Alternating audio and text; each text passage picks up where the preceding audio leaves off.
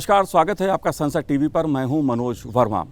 G20 की सफलता के बाद P20 यानी संसदीय सम्मेलन दिल्ली में यशोभूमि पर होने जा रहा है। 13 और 14 अक्टूबर को यह सम्मेलन हो रहा है। जो दुनिया भर के आर्थिक दृष्टि से संपन्न देश हैं G20, उनकी सांसदों के स्पीकर पीठासीन अधिकारी दिल्ली में जुटेंगे और अंतर्राष्ट्रीय जो मुद्दे हैं, खास तौर से चाहे सतत विकास लक्ष्य की बात हो, उस पर चर्चा करेंगे।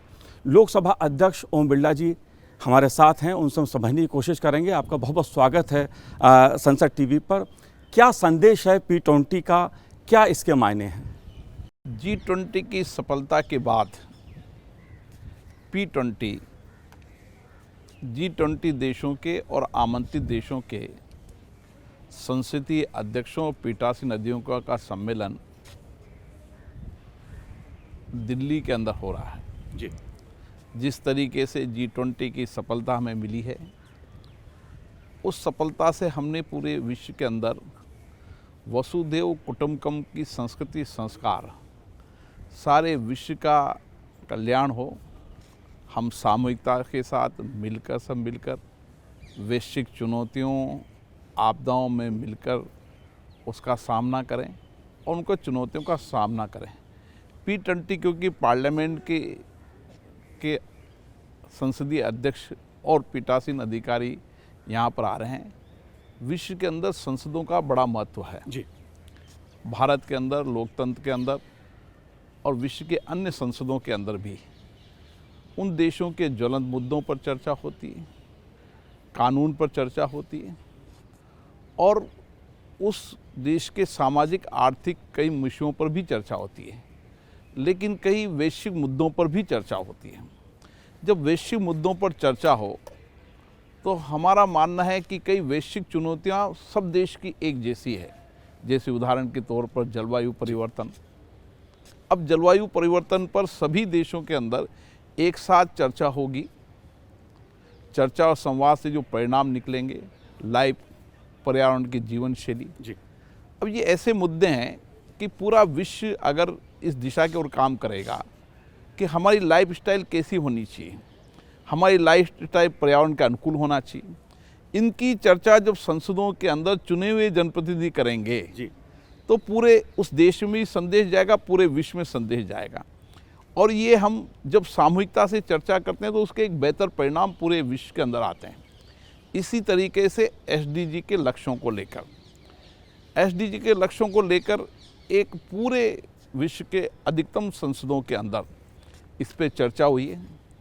भारत में भी की संसद में भी इसकी चर्चा हुई। भारत की सरकार ने भी SDG के लक्ष्यों को पूरा करने के लिए नीतिगत और कई कानून बनाने के और कई सामाजिक कल्याण के अच्छे फैसले किए। भारत ने तो यहाँ तक किया है कि जो आकांक्षी जिले हैं, जी, जो विकास में पीछे हैं, जो SDG के लक्ष्यों में पीछे हैं, उनको विकास के समकक्ष, अन्य जिलों के समकक्ष करा जाए। अब तहसील तक जा रहे हैं। तो हमारे प्रधानमंत्री विजनरी हैं, जिन्होंने SDG के लक्ष्यों को पूरा करने के लिए नीतिगत रूप से भी और सामूहिकता के साथ मिलकर काम करना शुरू किया, जिसके परिणाम अब आने लगे हैं। निश्चित रूप से इसी तरीके के लोकतंत्र के कई मुद्दों पर भी चर्चा होगी और जलवायु परिवर्तन के विषय पर हर बार मैं जब भी P20 में जाता हूं, जब निश्चित रूप से चर्चा होती है। एक विषय जो नया भारत ने एक दृष्टिकोण दिया है, क्लीन एनर्जी का, ग्रीन एनर्जी का। अब भारत ने एक बहुत सारी पहल की है इसके लिए। ये बात सही है, हम विकासशील देश हैं, लेकिन हमने पर्यावरण के अनुकूल उत्पादन और हमारा दृष्टिकोण बड़ा स्पष्ट है। हमने एक लंबी कार्य योजना बनाकर ग्रीन एनर्जी, क्लीन एनर्जी के लिए व्यापक रूप से केवल भारत में काम नहीं किया, कई सोलर अलायंस से लेकर फ्यूल बायोबेस अलायंस से लेकर कई सारे हमने मुद्दों पर विश्व की सर्वसम्मति बनाने का भी नेतृत्व किया है। जी, मुझे आशा है कि हम इस दिशा के अंदर आने वाले समय के अंदर हमें पर्यावरण जलवायु परिवर्तन को अगर ठीक से रखना है तो ग्रीन क्लीन एनर्जी पर भी बड़ी व्यापक योजना बनानी चाहिए और उसकी संसद पर चर्चा होनी चाहिए, ताकि संसदों में जब चर्चा होगी तो इस दिशा में जो विश्व का दृष्टिकोण है, जो भारत का दृष्टिकोण है, वो भी विश्व में जाएगा। अध्यक्ष जी, आपने बात कहा कि प्रधानमंत्री नरेंद्र मोदी जी का जो विज़न है, अगर मैं उस बात को आगे बढ़ाऊं तो प्रधानमंत्री नरेंद्र मोदी जी ने विश्व के अलग अलग मंचों पर इस बात को कहा है, भारत लोकतंत्र की जननी है। जब हम भारत की लोकतंत्र की जननी कहते हैं तो जाहिर सी बात है कि हमारी एक संसदीय यात्रा है जिसे दुनिया ने देखा है। संसद भवन, संसद का नया भवन आज दुनिया के सामने है, देश भी जानना इसके बारे में चाहता है और जाहिर सी बात है जो डेलीगेट्स आ रहे हैं P20 में भाग लेने, वो भी इस जो हमारी संसदीय यात्रा है उसको जानना चाहेंगे। कितनी खूबसूरत है हमारी संसद का हमारा भवन, जहाँ आत्मनिर्भर भारत की झलक दिखती है, वहीं हमने इस संसद भवन के अंदर विविधताओं के साथ एक नए दृष्टिकोण, जिसमें टेक्नोलॉजी का भरपूर उपयोग हो, जिसमें पर्यावरण की विशेष रूप से ध्यान रखा गया है कि हवा हो, पानी हो, बिजली हो, जो जो पर्यावरण के विषय हैं उस पर पर्यावरण के विषय पर हमने ध्यान रखा गया है। इसमें बिजली कम खर्च होगी और उसी के साथ साथ नई टेक्नोलॉजी का उपयोग करना। नई टेक्नोलॉजी से उपयोग करने से जनता की पहुंच संसद तक नज़दीक भी पहुंचेगी और हमारे सांसदों का क्षमता निर्माण भी होगा, क्योंकि भारत में टेक्नोलॉजी का एक महत्वपूर्ण दृष्टिकोण अपनाया है। जितनी भी दुनिया की नई टेक्नोलॉजी है, उन टेक्नोलॉजी का उपयोग भारत इस संसद में कर रहा है। तो निश्चित रूप से जब भारत इस टेक्नोलॉजी का उपयोग करेगा तो हमारे माननीय सांसदों की पूरी विश्व की जानकारी, भारत के अलग अलग गांव ढानी, अलग अलग क्षेत्र की जानकारी, और उस जानकारी के आधार पर संसद में डिबेट, चर्चा, कानून बनाने में उनका दृष्टिकोण, निश्चित रूप से नई टेक्नोलॉजी के उपयोग से एक नया दृष्टिकोण भारत में दिखेगा और भारत की संसदों के सांसदों का, उनकी कैपेसिटी बिल्डिंग होगी, क्षमता का निर्माण होगा और वो बेहतर संवाद, चर्चा कर पाएंगे, ऐसा मेरा मानना है। और इसीलिए हमने पेपरलेस संसद बनाने का जो हमारा सपना था, संकल्प था, वो भी इसमें पूरा होगा। और इस तरीके से संसद भारत के नए दृष्टिकोण नहीं, विश्व के अंदर लोकतंत्र के नए दृष्टिकोण की एक झलक है। जीवंत जीने की हर परंपरा, परिपाटियों के अंदर हमारी कार्यशैली में लोकतंत्र रहा है और लोकतंत्र हमारे आज़ादी के बाद का लोकतंत्र नहीं, लोकतंत्र हमारे जीवन का हमेशा हिस्सा रहा है। हम सामूहिकता से काम करना, मिलकर काम करना, मिलकर काम योजना बनाना, आपदा संकट में आपस में सहयोग करना, यही लोकतंत्र की ताकत है। चर्चा करना, संवाद करना और जो सर्वसम्मति हुई, सर्वसम्मति से आगे बढ़ना, यही लोकतंत्र की ताकत है। 75 वर्ष की इसी लोकतंत्र की यात्रा में हमने चर्चा, संवाद, सहमति, असहमति, बहुदलीय व्यवस्थाएं, विविधताएं, सब कुछ होने के बाद भी आज 75 वर्ष की यात्रा के अंदर भारत आर्थिक, सामाजिक हर क्षेत्र के अंदर आगे तेज़ी से बढ़ रहा है और हमारा लक्ष्य है कि विश्व की जितनी की चुनौतियां हैं उनका समाधान भारत से निकले, इस दृष्टिकोण की ओर काम कर रहे हैं। अध्यक्ष जी, आपने टेक्नोलॉजी की बात की, जाहिर सी बात है इतना संसद का सुंदर भवन जो बना है, आपकी अध्यक्षता में इसमें टेक्नोलॉजी बेहतर बनाने की कोशिश की गई है, पेपरलेस बनाने की कोशिश की गई है, पर्यावरण की दृष्टि से बेहतर बनाने की कोशिश की गई है। मेरा सवाल ये है, क्योंकि P20 का एक विषय डिजिटल टेक्नोलॉजी के माध्यम से कैसे लोगों के जीवन में बदलाव आए, परिवर्तन आए, ये भी महत्वपूर्ण विषय है। निश्चित रूप से हमने इस विषय के अंदर डिजिटल टेक्नोलॉजी और डिजिटल का उपयोग सरकार में पारदर्शिता लाता है, जवाबदारी लेता है और हमने UPI के माध्यम से, अन्य कई डिजिटल प्लेटफॉर्म के माध्यम से भारत का अंदर नए परिवर्तन हमने देखे हैं। सरकारों में पारदर्शिता आई है, सरकार में जवाबदेही आई है, ये सारे डिजिटल के उपयोग से हुई है।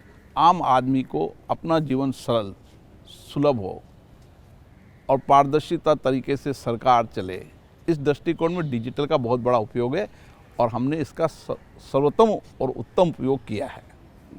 मैंने देखा कि आपने अध्यक्ष रहते हुए अपने कार्यकाल में हर बार ये कोशिश की कि अधिक से अधिक महिलाओं को बोलने का मौका मिले। महिला सशक्तिकरण पे आपने हमेशा जोर दिया है और एक महत्वपूर्ण बिल भी संसद से पारित हुआ है। मेरा सवाल ये है कि P20 की जब हम बात करें, हालांकि विस्तार से आपने हमें बताया इसके बारे में, महिला सशक्तिकरण का भी एक मुद्दा इसमें शामिल है। वुमेन लेड डेवलपमेंट कितना महत्वपूर्ण विषय है? आज दुनिया इस पर जब चर्चा कर रही है, हमने तो आज़ादी के आंदोलन के समय भी हमारी महिलाओं ने आज़ादी का आंदोलन लड़ा और आज़ादी के आंदोलन के बाद संविधान के निर्माण के बाद नीतियों कानून बनाने के में भागीदारी हमारी महिलाओं की हमेशा रही है। लेकिन पंचायत से लेकर, जो हमारी लोकतंत्र की सबसे छोटी इकाई है, पंच से लेकर नगर पालिकाओं से लेकर विधानसभाओं से लेकर और लोकसभा तक हमारी भागीदारी और हो, निर्णयों में, फैसलों में, कानून बनाने में महिलाओं की भागीदारी हो। इसी नए संसद भवन के अंदर नारी वंदन अधिनियम, जिससे कि महिलाओं को विधानसभा लोकसभा में भी आरक्षण मिलेगा। भारत में हमेशा नारी की पूजा की है और इसीलिए हमारा जब संविधान निर्माण हुआ था तो हमने मताधिकार के अंदर सबको मताधिकार, और आज दुनिया के अंदर मुझे गर्व है भारत की महिलाओं को कि हमारी महिलाएं हर क्षेत्र में, हमारी युवा महिलाएं, छात्राएं हर क्षेत्र में नेतृत्व कर रही है। विज्ञान का क्षेत्र हो, टेक्नोलॉजी का क्षेत्र हो, सामाजिक क्षेत्र हो, कोई क्षेत्र ऐसा नहीं जिस क्षेत्र के अंदर आज महिलाएं नेतृत्व नहीं करें। हमें गर्व है आज भारत के अंदर हमारी राष्ट्रपति महिला हैं, जो दूर दराज के उस क्षेत्र में आती है, जो अभाव में उन्होंने ज़िंदगी जिए। ये भारत के लोकतंत्र की ताकत है। आज भारत में तमाम क्षेत्रों के अंदर हमारी महिलाएं नेतृत्व कर रही है। तो सत्ता में भागीदारी, निर्णयों में भागीदारी, फैसलों में भागीदारी, कानून बनाने में भागीदारी और अलग अलग क्षेत्रों के अंदर महिलाओं का नेतृत्व, ये विलक्षण क्षमता हमारी महिलाओं में है जी। और इसी कारण भारत आने वाले समय के अंदर महिला नेतृत्व की एक नई दिशा विश्व को देगा। अध्यक्ष जी, आपने अंतर्राष्ट्रीय स्तर पे उन तमाम सम्मेलनों में भाग लिया है जो संसदीय लोकतंत्र पे चर्चा करते हैं, जहां मंथन होता है कि दुनिया में कैसे बेहतर व्यवस्था का निर्माण हो। आपका अनुभव क्या रहा है? क्योंकि जब हम अंतर संसदीय सम्मेलन कर रहे हैं जिसमें G20 देश के तमाम प्रतिनिधि, उनके डेलीगेट्स, स्पीकर शामिल हो रहे हैं, P20 हो रहा संसदीय सम्मेलन, तो वो अनुभव क्या रहे आपके? इंडोनेशिया के बाद भारत को G20 की अध्यक्षता मिली और G20 की अध्यक्षता में भारत ने माननीय प्रधानमंत्री जी के नेतृत्व में G20 की सफलता, उनके निर्णय, उनके फैसले, जिनके दूरगामी प्रभाव पूरे विश्व में होंगे। इसी तरीके से P20 सम्मेलन के अंदर भी मैं उन सब प्रतिनिधियों का स्वागत करता हूं, अभिनंदन करता हूं जो भारत आ रहे हैं, जो दुनिया की सबसे बड़ा डेमोक्रेसी देश है। उसमें जो चर्चा करेंगे, संवाद करेंगे, जिन विषयों पर, जो विषय आज के ज्वलंत मुद्दे हैं उन पर चर्चा संवाद करेंगे और उन चर्चा संवाद को आगे अपनी अपनी संसदों के अंदर भी उस पर चर्चा संवाद होगी।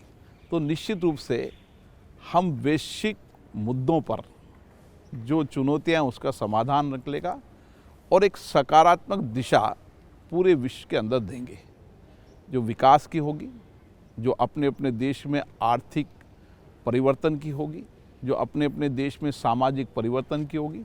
ये चारों विषय मुद्दे इतने महत्वपूर्ण मुद्दे हैं जिन मुद्दों पर सर्वसम्मति बनेगी और सर्वसम्मति के बाद अपनी अपनी संसदों के अंदर इस पर एक लंबी चर्चा संवाद होगी। जहाँ कानून बनाने की आवश्यकता होगी वहाँ कानून बनेंगे।